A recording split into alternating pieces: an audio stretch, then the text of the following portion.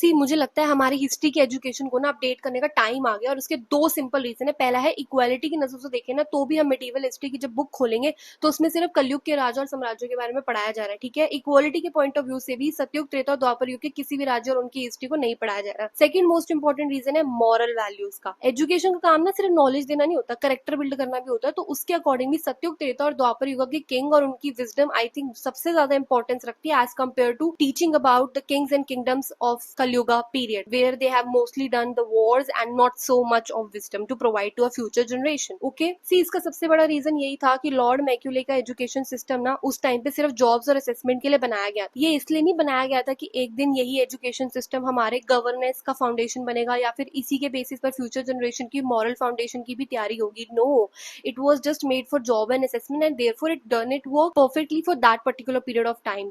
अभी सिचुएशन बहुत अलग है। अभी इस एजुकेशन सिस्टम को चेंज करने का पूरा टाइम आ चुका है, because just like every other countries also have some particular goal for their country and then they adjust and make their education system according to that particular goal and need. मुझे लगता है high time India को भी इस चीज पे focus करना चाहिए, बिकॉज हर एक देश की जैसे अपने अपने गोल्स है। I think India should also decided goal right now. It's very important. India के गोल के अकॉर्डिंग हमें पीसफुल, रिस्पॉन्सिबल और एक बहुत कंपैशनेट सोसाइटी बनानी है ना। और यू कुड से लाइक वसुधैव कुटुंबकम हमारा सबसे ब्यूटिफुल फ्रेज जो कि हमारे एंसेस्टर्स के थ्रू हमारे को ये विजडम मिली है, उसको और फैलाने के लिए, अपनी फ्यूचर जनरेशन तक पहुंचाने के लिए we need to include all this wisdom in our history education system.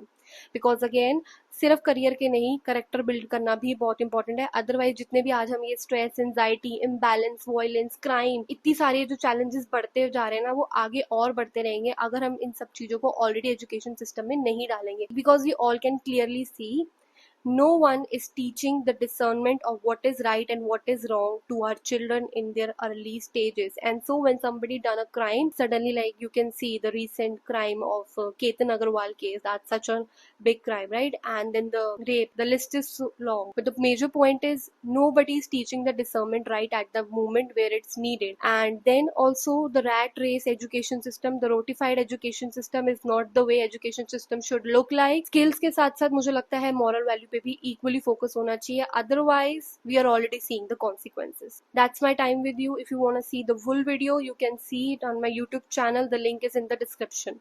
Thank you so much.